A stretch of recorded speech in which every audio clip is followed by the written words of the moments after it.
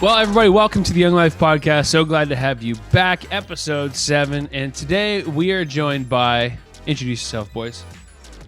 Hey, I'm Ben. I study biblical theology at Tyndale University. I love to play the bass. What's up? All about that bass. What's going on? My name's Shakin' Jake Stanley. I work at Life 100.3, and yeah, that's what I do. The suspense is killing me with that. I think he froze in there. It's like, I work at Life 100.3. Oh, did it? All right, go for it, Aiden. Go for it. My name's Aiden. I'm a Vanguard College online student, and I also host the TYL small group on Sunday nights. Woohoo. That's miles better than, my name's Aiden. That's amazing.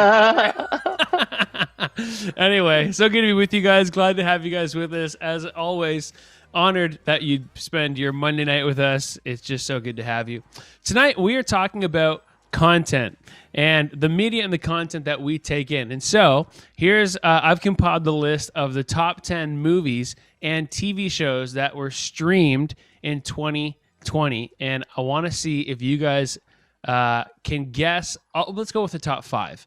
I'll list off from 10 to 6, and I'll see if you guys can guess. And we'll do TV shows first. We'll do movies second. The crazy thing about this list is that it was the value to the nearest millionth. And so the amount of minutes watched is like unbelievable. Okay, number 10 is The Crown, coming in at 16,275,000,000 minutes watched. Did anybody ever watch The Crown? Are you guys The Crown watchers? This seems like the crowd. Actually, Ben, you look like you've seen The Crown. I was waiting for that. But you're probably the best dressed for watching The Crown. Yeah. I watched the first season. I haven't kept up though.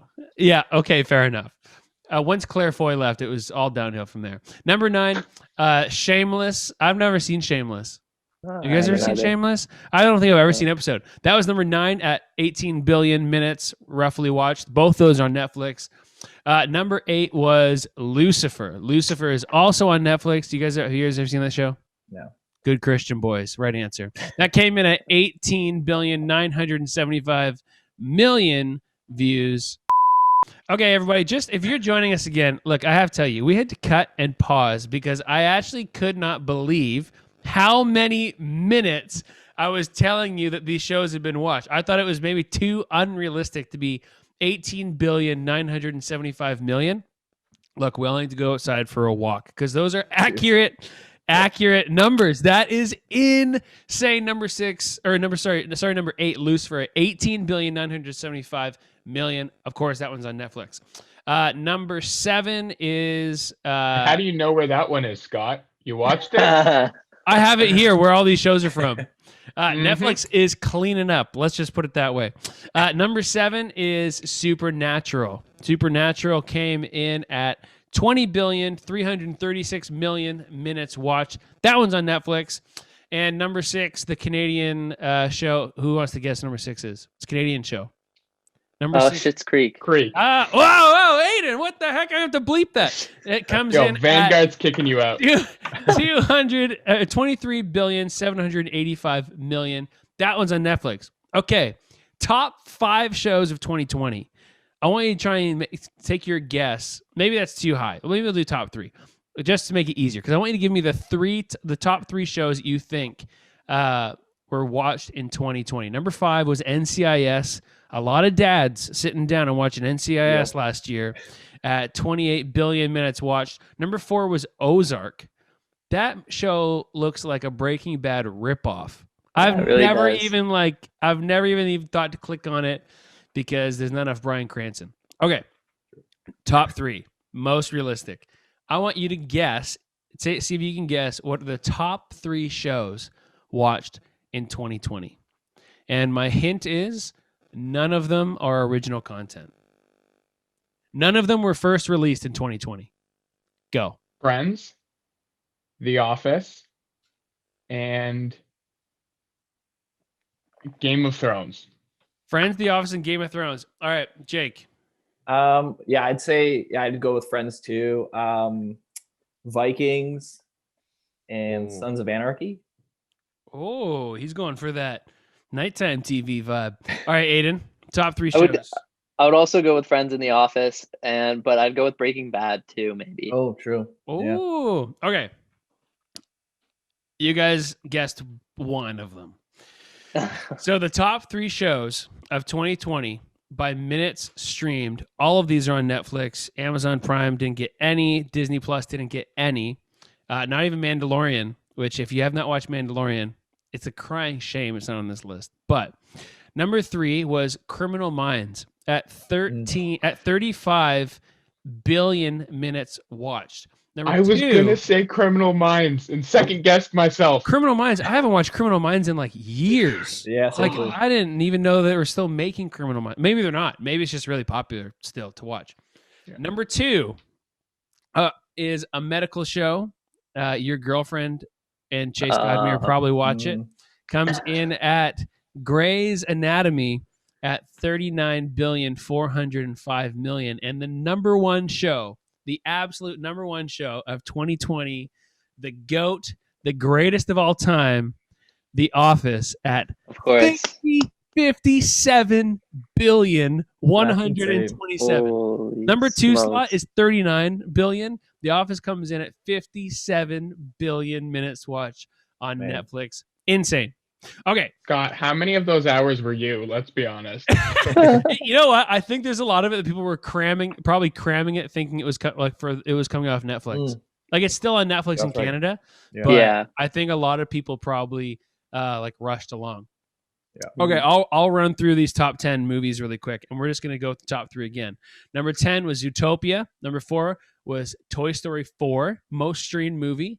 Number 8 was Aladdin. Number 7 was Spencer Confidential on Netflix. Number 6 was the musical Hamilton. Number 5 was Dr. Seuss's The Grinch. Number 4 was Onward. And see if you can guess the 3 most streamed movies of 2020. What you think they might be. If you can even name a movie that came out in 2020. Tenet, maybe? Tenet came out in Oh, true, 2020. yeah. It's pretty big. It doesn't have to have come out in Oh, 2020. I'm just saying oh, it's the most streamed Oh, movies right. of 2020. The most streamed. Well, it wasn't even streamed. That was a theatrical release. I would say let the list of the fact that most of these were kids movies be a hint. All right. Yeah. Like every single movie on here, except for 2 of them, so far have been Disney Plus, Right. Mhm. and 2 of them were okay. Netflix. The Lion King. Oh, hot take. Come on, classic Disney movie. Oh, I thought you were talking about the new one. The new one's terrible. Anyway, okay. No. Keep going. No, the new one's just bad. I'm just throwing it out there. Okay, The Lion King. Ben, what's next? I don't know, all Disney ones. Let's go Finding Nemo Oh, and Toy Story 1. oh, the OG. Look at this guy with the originals. Jake, what about you? Top 3 movies of 2020 streamed. Well, for one, I might sneeze here, so hold on. But I felt it coming. Oh, we're good. We're clear. So yeah, I'd say Toy Story 1. Throw in like Wreck-It Ralph, maybe. Oh, And Cars 1. oh. All right, Aiden, bring us home. I'm gonna guess one of the now that Disney owns Star Wars, maybe one of the Star Wars movies. Oh, So see, that- that's a True. 500 I forgot. IQ way of thinking about this, Aiden. Go for it. Yeah, Keep going with this train of thought. Maybe like Endgame. Endgame might be one. Oh. And maybe like maybe like a Disney, another princess movie or something like that. I'm not sure. Another princess movie. Okay, well, none of you got any of them. Number 3 was Secret Life of Pets 2. Oh, Number What? 2 was Moana. And the number one movie of 2020 was Anybody's you know what I'm talking Frozen 2. It was Frozen 2 in case Frozen anybody 2. no one knew what that was. But that was beautiful, Scott. Yeah, thank you. did that All right, very peace much. out. Thank you. You know what? It still makes me think of the TikTok. Anyway, it doesn't matter. I've always wanted to try it, but I've been at home too long all year. No one probably remember except for Aiden. Okay, that is a lot of content watched. Even just The Office at almost 60 billion minutes and Frozen 2, 15 billion minutes of Frozen 2. content is all over the place. And that's kind of what we're talking about tonight. Man, as you and I as believers, we engage with content pretty much all day, every day.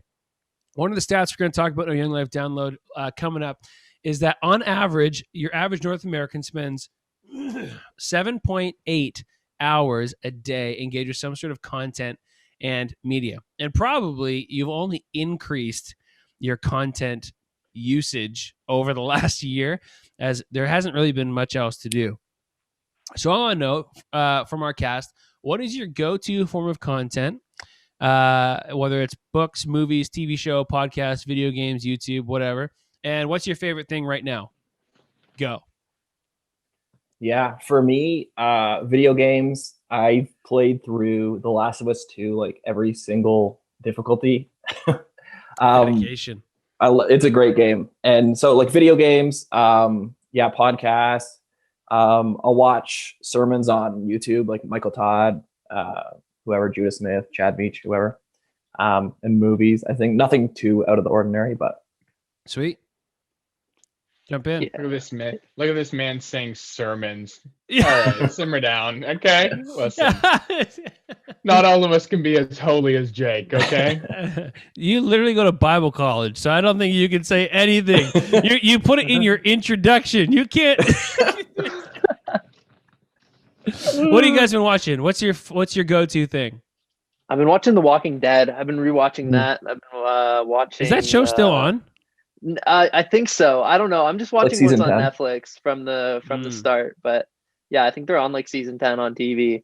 I've been playing a lot of video games, a lot of Call of Duty. And yeah, I'll listen to the odd podcast here and there. I started listening to Ask NT Wright Anything. That's a great one. Yeah, he's a really smart guy. Yeah. One of the most renowned Bible scholars of our time, and he's a pretty smart guy. Yeah, he's great. He's awesome. What about you, Ben? It's usually books, movies, or TV. Most of my books are just school ones, and then for TV, I'll watch like I just rewatched Infinity War and Endgame, or I'm watching all the Star Trek right now through again. So all the way nerd through. level. Yeah. Look, this might be maybe it's not a hot take, but Star Wars is overrated and Marvel's 10 times better. That's my hot take. I'm just throwing it out there. Star Wars is overrated. Overrated. Hold on. No stakes. Every time they get themselves into a problem, they just start waving their hand and they move things magically with the Force. There's no repercussions for anything ever happening. And at least Marvel's funny. Instead of having to pretend that all these space wizards are going to bring along this big important story. Endgame is like a 23 movie buildup. Like you can't tell me Star Wars even comes close to that. Okay, hold on. If we are talking about Star Wars in like the original 6 movies, I will argue with you. No, if we you have to can't do include that. the new ones, then you can't pick and choose what's good and what's not. Okay, but the new Star Wars movies are trash. They are bad. Yeah, it's because Star Wars is trash. That's the reason. Except for Mandalorian. I will come over to your house. I know where you live. The point is, we've all probably been engaging with too much content to have too many hot takes about why Star Wars is bad and Marvel's amazing. But, as believers, everything should be subject to our faith rather than us be subject to it. And that's what we're talking about tonight. When it comes to our content, it comes to the medium we engage with, it's saying something to our lives. It's speaking something over us. Everything that's created and crafted, or news stories or Instagram posts or Facebook or TV shows or movies, they all have something they're trying to get across. They all have something that they're saying. So the question for us is to say, well, what is it saying, and is it beneficial for me? And that's one of the biggest challenges I find as a modern believer. Unless we're going to turn off all the lights, throw all of our devices in a drawer, and go live in a shed somewhere, we have to learn how to engage with culture and content responsibly if we're going to continue to thrive in our faith and still be a part of the world that we find ourselves in. And so today we have Pastor Mark Colwell coming to join us, talking about the most significant voices that should be in our life and what happens when maybe we lose touch with what's the loudest in different seasons of our life. We're also talking about the content that we take in. Our Young Life download's coming up right now. Why don't you check it out? Star Wars Sucks.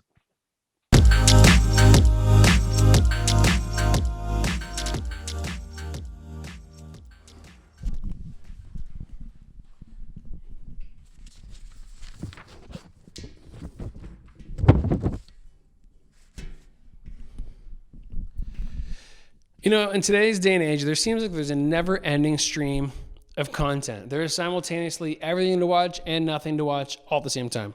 You know, to keep myself from just endlessly scrolling the Netflix menu or Amazon Prime or whatever you watch, you know, I have to pick a series. Like my wife and I are watching all through the MCU movies right now, and we're watching Superstore as our TV show. So if we want to watch something, there's no discussion. We just go to the show that has been pre-planned and picked, because otherwise we're probably not watching anything that night at all. You know, the reality is there's just too much to engage with. There's just too much stuff. And more than any other generation before us, we're inundated with more books, TV shows, movies, podcasts, advertising, really any other form of content than ever before. And we need to understand that that has an impact on us. You know, YouTube alone, 1 billion hours of YouTube watched every single day. Craziness. And there's 720,000 hours uploaded new every single day. Maybe you're a TV and movies person. Netflix puts out and currently offers 32,600 hours of content for you. That's 3 3/4 of a year of constant, never stopping content coming through Netflix for you right now. Don't worry, you won't run out, because they're probably going to add even more in the next 4 years before you're finished watching all the stuff available now. Maybe you're a movie, or maybe you're a music person. Spotify alone has 50 million songs available on it. You know, if we go with an average of 3 minutes per song, that's a ton of music. That's about 285 years worth of music, give or take a few ads if you chose to pay for premium Spotify, or whether you're just going to grin and bear it. You know, and we haven't even touched TikTok or Facebook or Instagram or sports if you're a sports person, or network TV. If you're that Chip and Joanna Gaines, you got to get your HGTV and that Food Network on. You know, there's just so much to engage with. The average North American spends 7.8 hours a day engaged with some form of media and content. Whether that's radio, TV, streaming, gaming, magazines, newspapers, books, social media, internet, or music, needless to say, it has taken up a huge and meaningful part of our modern day life. And as a byproduct, the modern day Christian. As someone who's trying to follow Jesus, many of us engage for hours and hours and hours, just like everybody else, in content and media, especially in 2020. You've probably increased the amount that you've watched, read, listened to in 2020 rather than decreased the amount. You know, it's just craziness. And so before we get too far ahead, you know, what I want to talk about tonight, it's not about disengaging. It's not about running from it. It's not about not participating in culture and content and all things out there. It's just about doing it wisely. It's just about doing it, like many things in our life, with a degree of intentionality. You know, my mom always used to tell me, Scott, you're going to be the result of the 5 loudest voices you allow to speak into your life. And you know, as Mikhail and I are expecting our first kid, it could be happening right now. Maybe I'm missing it. Maybe it doesn't. Anyway, you know, a standard and an amendment that I would make to that right now is my child's going to be the result of the 4 loudest voices and the content they choose to engage with. And I would actually suggest that if people are averaging almost 8 hours of content and media a day, that is taking a pretty prominent seat and voice in your life. And so what is it saying? Because it's definitely saying something. What is it saying about you? Because it's definitely speaking to your value. It's definitely shaping our worldview. And you know, as followers of Jesus, we want to make sure that Jesus is the first and foremost to have the loudest voice in shaping who we are, how we understand the world, and the way that we proceed and live our lives. Philippians 4, written by the Apostle Paul. I think he gives us 2 really simple things that you and I can take as we begin to navigate and manage the content and the storm of all the things available to us. And it's in Philippians 4. We're going to read it together. It says, don't worry about anything, but instead, pray about absolutely everything. Tell God what you need and thank him for what he's done. And then you're going to experience God's peace, which exceeds all understanding. His peace will guard your hearts and minds as you live in Christ Jesus. And now, dear brothers and sisters, one final thing. Fix your thoughts on what is true and honorable and right and pure and lovely and admirable. Think about things that are excellent and they're worthy of praise. Keep putting into practice all that you have learned and received from me, everything you heard from me. Keep doing those things, and then you will know that the God of peace will be with you. You know, I think the Apostle Paul gives us 2 really clear directives here, really 2 clear steps. I'm a steps person. I want to understand, am I doing it right? Am I doing it well? And I think Paul gives that to us. You know, here's my question as we kind of move forward. With all the content that we've brought in, and maybe engage with in 2020, did it leave you feeling better or worse? Did it leave you feeling fulfilled or maybe a little restless? Did it leave you feeling better about yourself or maybe a little bit worse about yourself? One thing that Paul's talking about in this passage is the peace of God. And a big part of the life of a believer should be knowing, understanding, and experiencing the peace of God, which Paul says here exceeds all understanding. It goes beyond our circumstance. It goes beyond our understanding of the world, but it's actually something we receive and we adopt as we choose to give things over to Jesus. If you're anything like myself, the moments that I engage and maybe run to the content and the media in my life, it's usually as a result of needing a bit of a distraction. Maybe you had a bad day at work, your girlfriend broke up with you, you lost your job. It's just the stress and the pressure of all the things going on maybe got to you. Man, I'm just going to throw on a stupid show, Dink and Flicka. It doesn't matter. But, we run to things. And I think what Paul's establishing here in the first passage is if we want to know God's peace, we need to make sure that we don't worry about anything, not because there's nothing to worry about, but because we can go to Jesus about everything. We can go to him about everything in our life. He should really be the first and the loudest voice. So how do we engage with the new voice in our life of content? First and foremost, deal with the need to distract by first giving it to Jesus and first establishing him as the loudest voice in mine and yours life. It helps posture us from a place to be intentional and use wisdom in how we engage in content and media in our life. When I'm not in the best frame of mind or dealing with stress in maybe some unhealthy ways, that's usually when I pick up a tub of ice cream on my way home from work. Probably not the best health decision. And yeah, in the same way, some of the most unhealthy decisions we make about the content we watch and the media we consume usually come from places where we just need a distraction. We just need to get away from it. Maybe our standards have fallen a little bit. You know what? I don't care right now. It doesn't matter. Just throw it on. I'm going to watch this, and it's going to be whatever it's going to be. And what Paul's saying is, hey, be intentional and make Jesus the first, the foremost, and the loudest voice so that we don't need to worry. And when we choose to engage with content, culture, and media, it's from a place of health and from a place of wanting to, not needing to. First and foremost, deal with the need to distract. Secondly, and probably most importantly, discern. I'll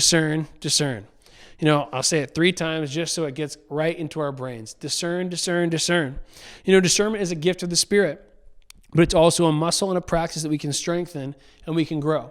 What is discernment? It's good judgment.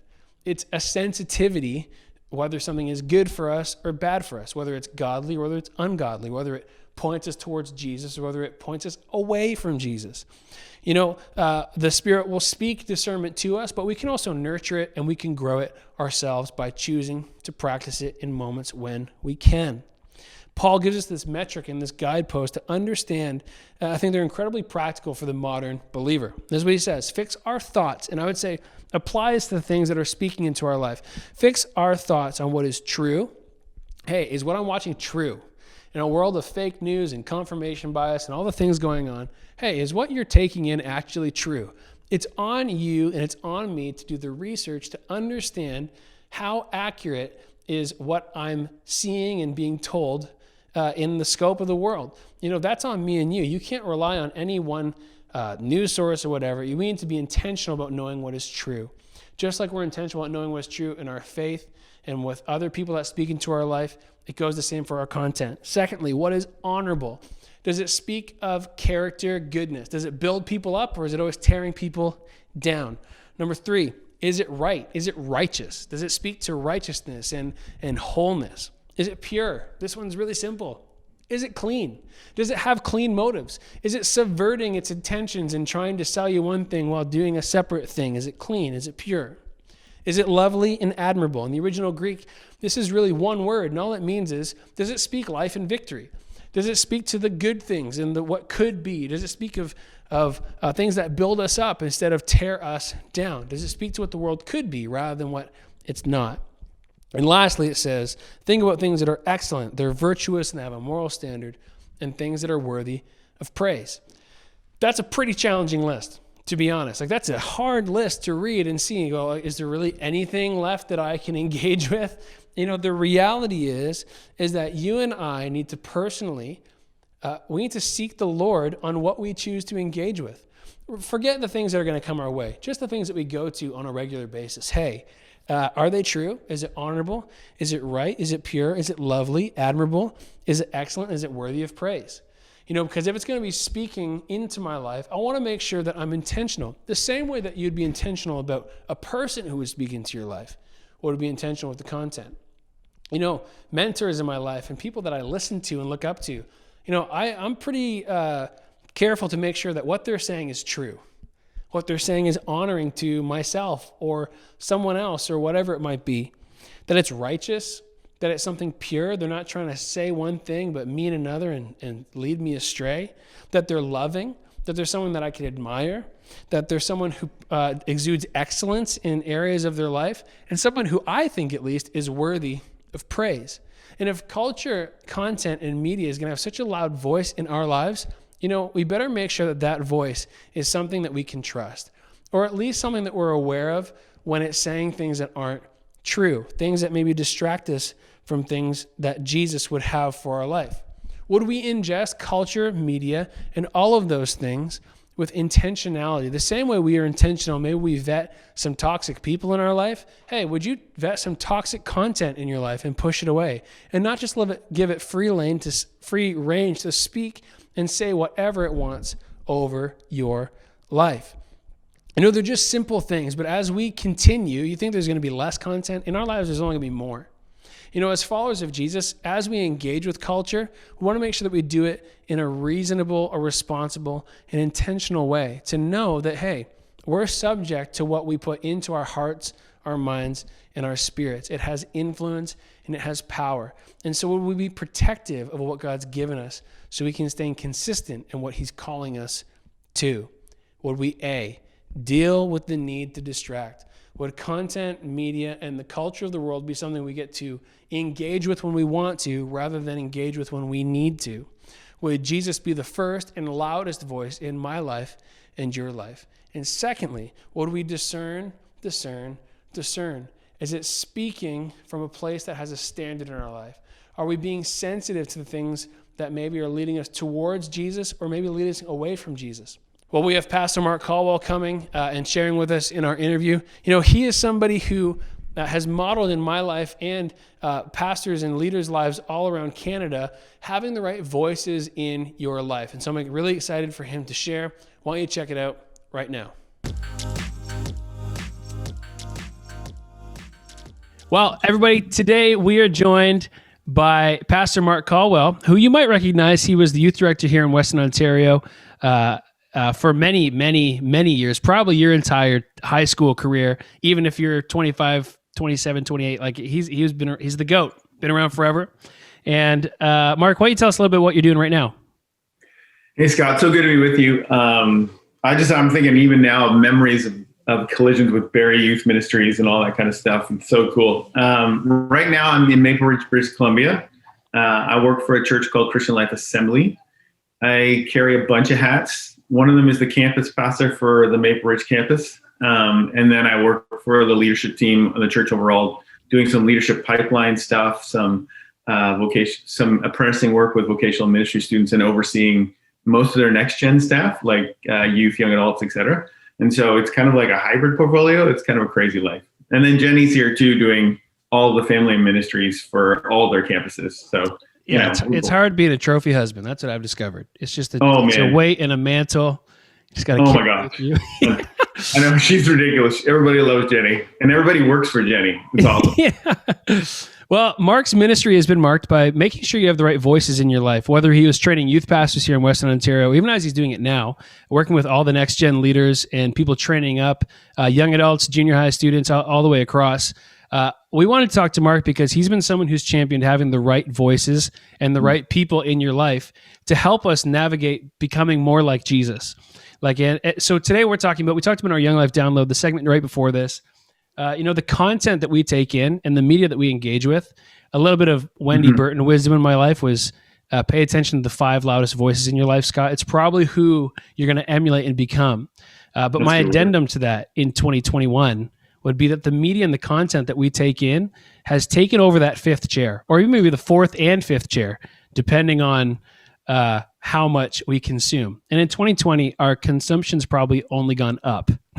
Yeah, stay at home orders probably didn't mean less TV and screen time. It probably meant more.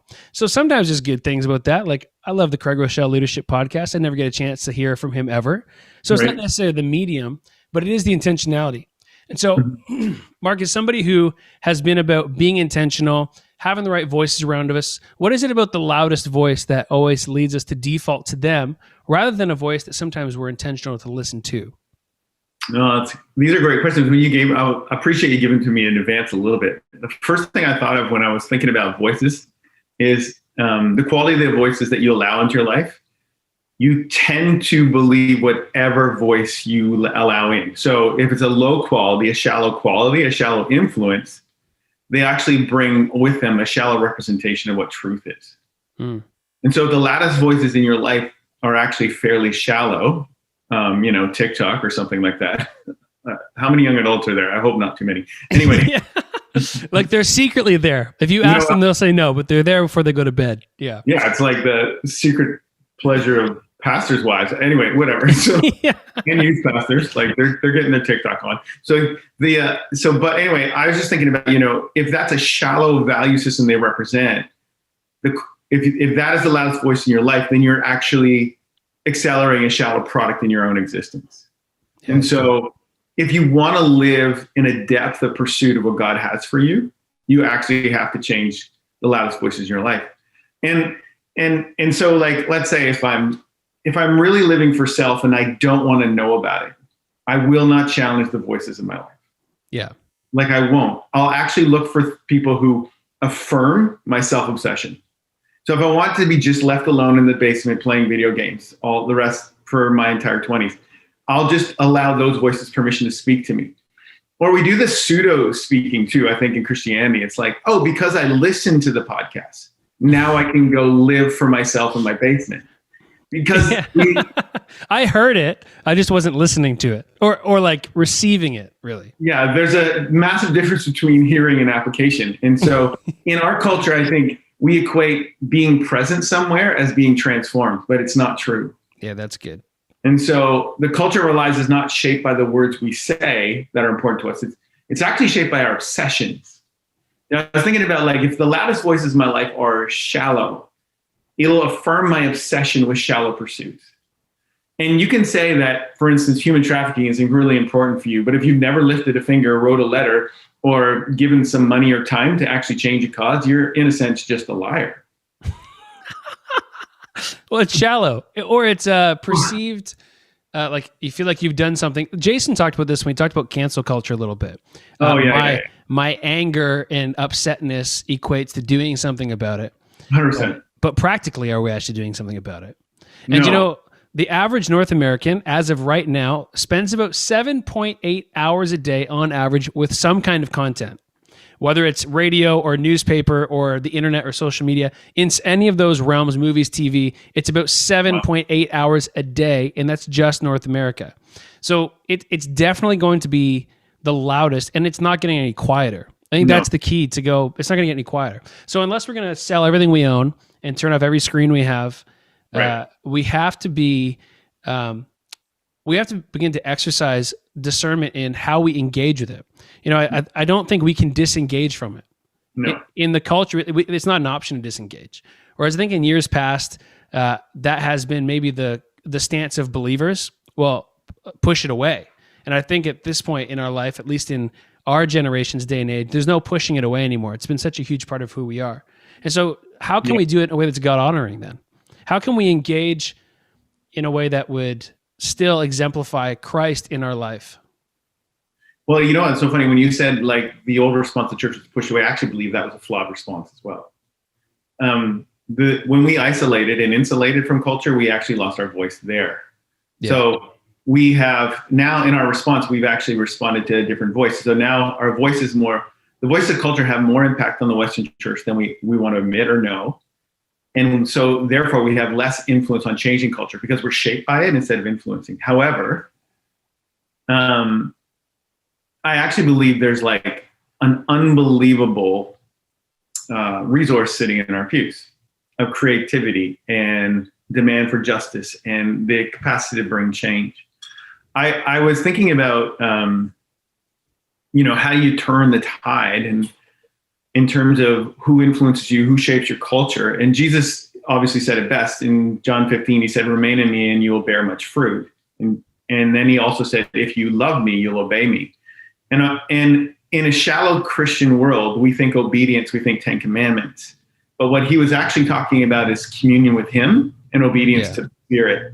I want to leverage the gifts on your life if you'll let me be the loudest voice in your life. And if I'm the loudest voice in your life, then what's lying dormant in our pews, in apathy or narcissism or self-indulgent or entitlement, is actually waiting to be released by God in our lives if we will bring our lives into proximity with him. Yeah. And when I said earlier, I'm like, your obsessions actually reveal your culture. Every life has a culture, and that culture is shaped by the things we allow to influence us, which includes voices. If you want the culture in your life to be actually deep, then you actually have to accelerate a depth to your culture. And the best way that Jesus says is like, you need to be in proximity to me. In proximity to me, I'll remind you of some things you need to hear. I was thinking about, like, sometimes we avoid the deep voices because there's always like a profound accountability attached to them. Yeah. And that's a big part of it. Like, even in Philippians, the reason Philippians 4:6-9 is kind of a framework. Mm-hmm. And the first thing that he says is, don't worry about anything, pray about everything. Right. And I think the reminder is really, okay, the loudest voice should be Jesus, but also as a part of that comes the formation that you're talking about. Where it can't be, content is something to run to when we need to get away. And I don't know about you, whether it's eating poorly or watching something that is maybe border, like it normally comes when I'm at the end of my rope and I'm like, I just don't care. I don't care anymore. I just need to get away. I need to escape, get my mind off it. And yet following Jesus, I think it commands more intentionality from our hearts and our minds to say, if I'm going to stay strong and steady in my faith, I can't be the person who is just running to my vices every time life gets hard. And I think Jesus is the solution given, even in Philippians, as he lays it out. First and foremost, if we're not dealing with the need to distract in our life, then you're going to listen to every voice. 100%. Any voice that's entertaining or any voice that is captivating. So it's so true. Like the most, and like sometimes they're funny and sometimes they're for a season and you get over it. Like I find I kind of get into modes where maybe it is TikTok where I'll go on a rampage of watching through stuff, but like on a deep-seated, really spirit forming level, sometimes those things grab a hold. And so how can people begin to develop a sensitivity in their life? Let's say they go, Mark, I hear you. I want the best voices. I want to be able to discern what the voices are actually saying. And that's the reality is like content and culture is saying something. Are we aware of what the real message is? Are we aware of the real implications of that message? Right. And is the Spirit in us? Is the Spirit of God in us helping us discern? Are we open to that? How can people begin to develop a sensitivity? They go, yeah, I hear you. I want to be more intentional. I don't want to be distracted by my content. I want to be engaged like you're talking about. How can people develop that sensitivity? Well, I feel like the first thing you do is you start with being convinced that it's a possibility. When Paul says, don't be anxious, that's a nice command. Oh, don't be anxious. I'm like, okay, I'll just stop being anxious. But it never works that way because almost always anxiety starts as a symptom before it becomes a massive condition. Yeah. So it becomes a symptom of an unresolved, of a way of thinking. It becomes a symptom that's a byproduct of the things that actually take us captive in our hearts and our heads. Now, it can then turn into a debilitating condition. But even if you treat that condition, you probably still have underlying causes for it. So if you really want to stop being anxious, he says, you need to get to me. My voice needs to become loud. And so what I mean about make the assumption is this. Make the assumption when Jesus opens his mouth, he's actually saying, I'm going to invest in you the best resource in the universe, which is my person, my presence, my Holy Spirit. And then Paul camps on Romans chapter 12, and he says, don't conform anymore to the pattern of this world, but be transformed by the renewing of your mind. So here's what happens when I renew my mind. I actually start seeing God differently. I begin to see myself differently, and I begin to see my future and my circumstance differently. Because in his presence, I'm reminded of truth. Some of these core promises of Jesus, we just treat sometimes as wishful thinking, like he says, and you will know the truth, and the truth will set you free. I'm like, yes, actually, freedom. If you're jealous of somebody's freedom, it's because their brain, their heart, and their soul is camping in places you haven't accessed. But you can. You can access it because I'm going to send the person the Holy Spirit. His names are Counselor. That means he speaks. His names are Comforter. That means he surrounds. His name is Advocate. That means he goes in front of you, behind you. Like we have the greatest asset in the universe who wants to be a profound voice. And so you need to be there. The other thing I think, okay, you cultivate a relationship with God. I think you start demanding your personal relationships get deeper. Instead of just settling, for hangs with your bro crew or whatever, or your ladies, you actually say, let's investigate the promises of God together. Because God wants to use other profound voices. Like he wants to use shepherds, leaders, and mutual accountability in our life to actually push us. It seems in a culture where we've changed the definition of what it means to be a real follower of Jesus, that we can always find people who will water down the definition and go there with us. And so that's very true. Yeah, and you surround yourself with like-minded voices, you feel pretty good about yourself. But then what if you get into this place where God says, if you make space for me and make space for people who call the best out of you, there's a chance to become the best version of yourself instead of strangled by anxiety. Yeah. And like you're saying, the people we surround ourselves with, the challenge we made in the download was, hey, hold the content and the culture that we engage with to the same standard as the voices we allow to speak into our life. But I think you're making a good point that maybe we don't even have a standard for that. And if we don't have a standard for that, it's hard to then apply that to other voices in our life. Like in Philippians, it goes, whatever's true, honorable, lovely, beautiful. He gives us a framework. And I think a big part of that is choosing to adopt it, like you're saying, that 100%. We set a personal standard. Hey, this person is maybe a great friend, but do I want them to be the loudest influential voice in my life if they're not very honoring? They're not loving. They're not righteous and pure in what they say. And maybe that's a recalibrating of what we're willing to listen to, really. And I found that that's only gotten harder in this last year, as a lot of people have maybe found a voice that they didn't have. And like you're saying, like-minded people have found each other. Mm-hmm. And so when you're in that pocket of people who all think the same way you are, it's really hard to try and challenge your own, even myself, try and challenge my own way of thinking and break that to say, God, objectively, I need your truth. I need your truth. And I need to believe the best, even if it conflicts with how I feel about it. Yeah. And that's perfect for me. Like, we sometimes don't want to do the work that freedom requires. So we do the work that slavery requires. So the Bible says you're a slave to something. You're a slave to shallowness. You're a slave to depth. You're a slave to sin. You're a slave to holiness. You're a slave to a life without purpose. You're a slave to a life on purpose. You choose your you choose your slavery. And in a sense, freedom is the same thing. It's a choice. And so he says, by the truth, you'll be set free, is Jesus' words. He's like, but you have to engage. You have to activate. You have to give it permission. You have to challenge your friends to give it permission too. For some people, like, leverage the time that we have in this season where everything is a little bit slower to say, hey, let's go on a journey together of allowing the depth of God's voice to penetrate our spirits. Let's see if there's more for us. Let's see if our life is tied to more than just pretending to be angry about causes online, and do something in our community that changes somebody's life. Let's investigate the word. Let's move this. Let's move the ball down the field in our own life. I'm me, and you're not surprised by the content of my life. But I also have this deep hope in terms of, like, if people reach towards depth, they'll discover it. If they reach towards the God, they'll discover him. If they camp on truth, it'll become so loud, it will change the DNA of their life, because it changes who they think they are in God and who they think God is. And ultimately, like, anxiety makes us stare at our circumstances and tell all kinds of false stories. But if you stare at God, you can retell the story framed around truth he speaks over your life. And imagine doing that in the company of your friends, right? Instead of all your conversations being relegated to the shallowest common denominator, they actually are now challenged by depth. Yeah. I think me and my, addiction to discipleship and mentoring, it is moving people into a depth of relationship that actually causes us to allow them entrance into our life in such a way they get to speak to the mess. And in so much of the Western church, we avoid the mess of closeness because we want to avoid the mess of accountability. Yeah. The problem is we're forfeiting the best version of our life, and we're forfeiting the best version of God in us.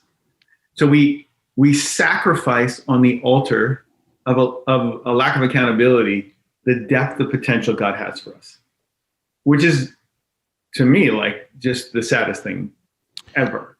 Well, and even as you're saying, when we've lost our voice in culture, we're being formed actually by culture. Even in church life, I think the voice of culture is when you screw up, you're done.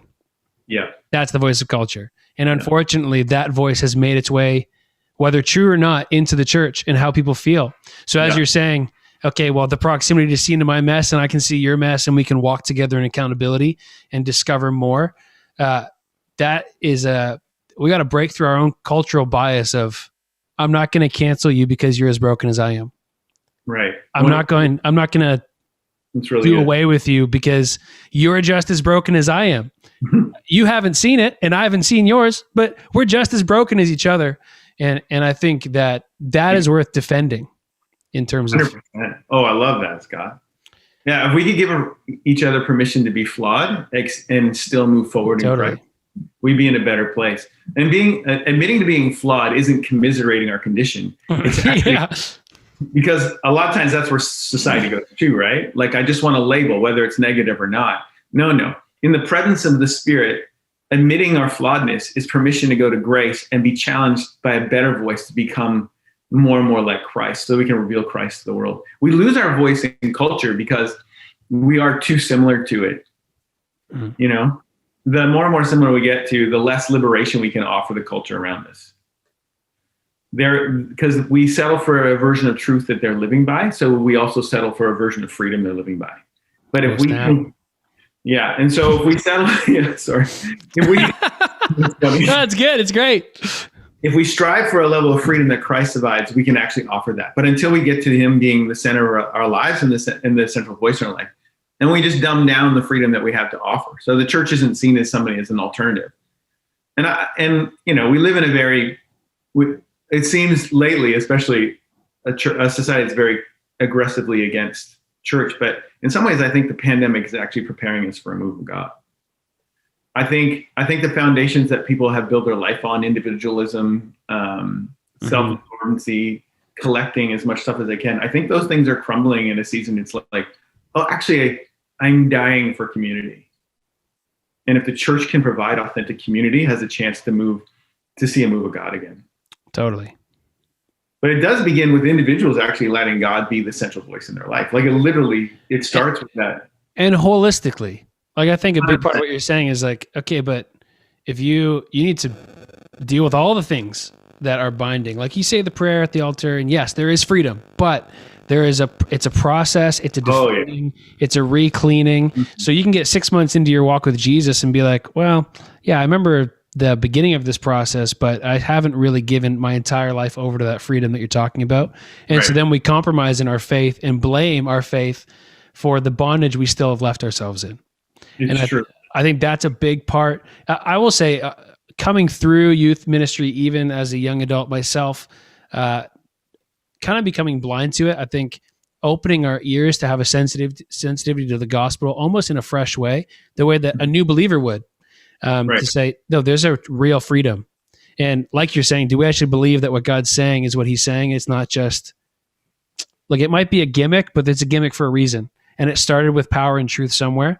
And so we see past the familiarity to actually hear the power in what Scripture says for us and the freedom that it offers us to go beyond our own apathy to say, well, I do enough to keep up with my faith, but to actually experience what you're talking about, this true freedom and reclaiming our voice, really, to speak back against the loudest voices in our life. It's so good. Like, the process thing is huge for me. Especially in charismatic circles, we've been guilty of a reactivity to the things of God instead of being processed by them. So we have these acute moments of transformation, but without a backup plan with the process along the way, then we always are in need for another reaction moment, another encounter with God. And so as a youth pastor, my pursuit of wanting people to go deeper, I was always very intentional about creating process. So they weren't going to stay in this area where they could be tossed around by the world, because they were actually growing in God. If somebody's listening to this and they're like, I can't identify a consistent process where I'm found in the presence of God, where his voice is the number one priority in their life, they're literally vulnerable to every wind of doctrine, every nuance of culture, every flex of trend. They will react hard, but probably live poorly. Mm. And so, our emotional response to the world around us is actually telling in terms of where we are foundationally hearing voices of which ones dominate our life. And again, it's like, we just have to be honest with things we're obsessed about. Like, it's not the things that we scream the loudest about. It's the things we spend our actions on, our time and our money on. That's what we're obsessed about. Stop telling me you're obsessed with Jesus when you can't identify a moment of service in your life. Like, you're not obsessed with Jesus. You can't even step up and pass an offering plate down an aisle. And that would be the lowest common denominator of serving Jesus. But you don't have time to do that once a month. And you're telling me you're obsessed with Jesus. You're not obsessed with Jesus. You're obsessed with fire protection, maybe. That's good. I wanted to ask you, I haven't asked anybody else this, so you're actually my first one. Okay. What would you say to your younger self? What piece of advice would you give to someone in the stage of life who's tuning in today?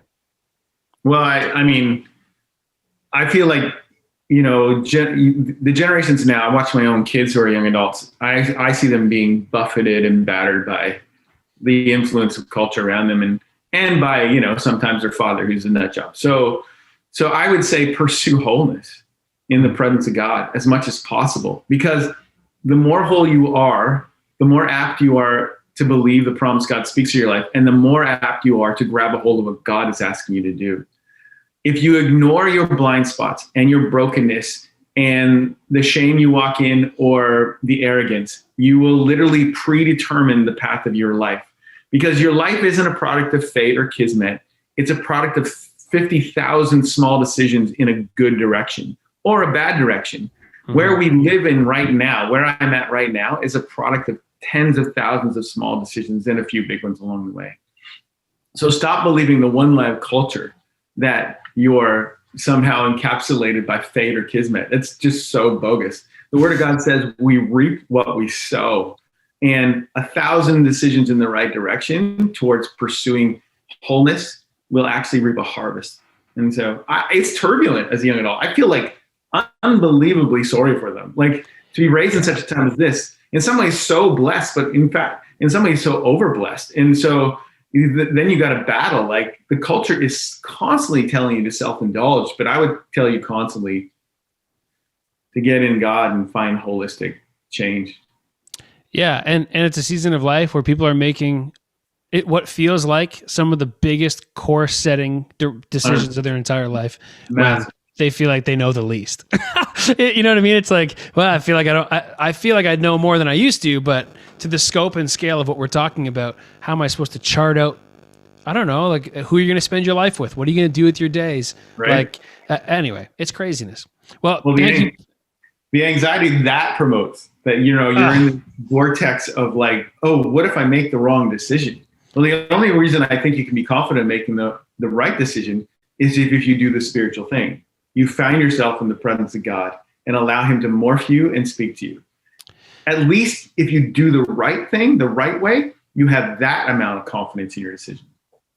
Well, I remember in moments feeling anxious about, God, what are you going to have me to do? What is the best thing to do? Feeling like every decision was this Jonah moment that I'm going to get swallowed up if I get it wrong.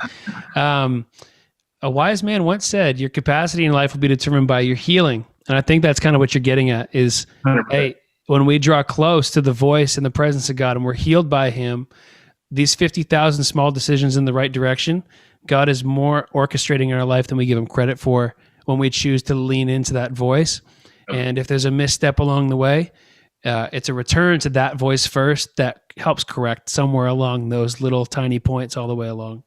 And I think there's a security in that. And I think it comes back to what you're saying is having faith to say, God, I'm going to trust you with this, and I may not see you in every single tiny little decision I make, but I do trust that your hand is in my life and over my life, directing me and guiding me as I try to stay consistent.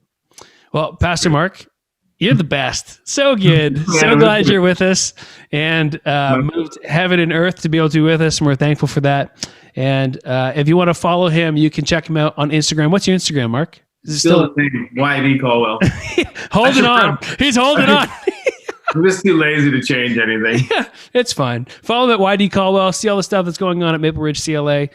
So good to have you with us. And for everybody else, back to the cast. Well, huge thank you to Pastor Mark Colwell for coming and joining us all the way from British Columbia. Glad to have you with us. As we're headed into March and restrictions have lightened up, we're going to be heading back into in-person Young Life. We are going to be back in the summit. And to be honest with you, the reason we're probably delayed, we could probably do it as of this week, March 1st, the episode that this is airing. The reason we have an online episode this week, in full honesty, is really because I wasn't sure when our baby was going to be arriving. And so by March 8th, Monday night, 7 p.m., we're going to be back in the summit at the Young Life. Want you to join us. It's going to be awesome. It's going to be amazing. We're going to be kind of talking about what this future of this, not at Young Life, but we're going to kind of be talking about what the future of the Young Life podcast can look like, and maybe how we can tweak some things to keep it going alongside doing Young Life in person. But do not miss out on the chance to be together again on March the 8th. It would be amazing. Well, our question of the week is this. What is your go-to form of content? Coming through quarantine and all the things that 2020 had, and even our second lockdown in 2021 here, what was your go-to thing? Are you a movies person, a video game, books, podcast, TV, YouTube, whatever it might be? And what has been the thing that you have gone to the most going through lockdown? Maybe it is The Office. Apparently, for a lot of people, it must have been The Office. We want to hear from you. What was your go-to content of the week? And other than that, we'll see you March 8th at 7 p.m. at the Young Life in person. That's it for us now. We'll catch you guys next week.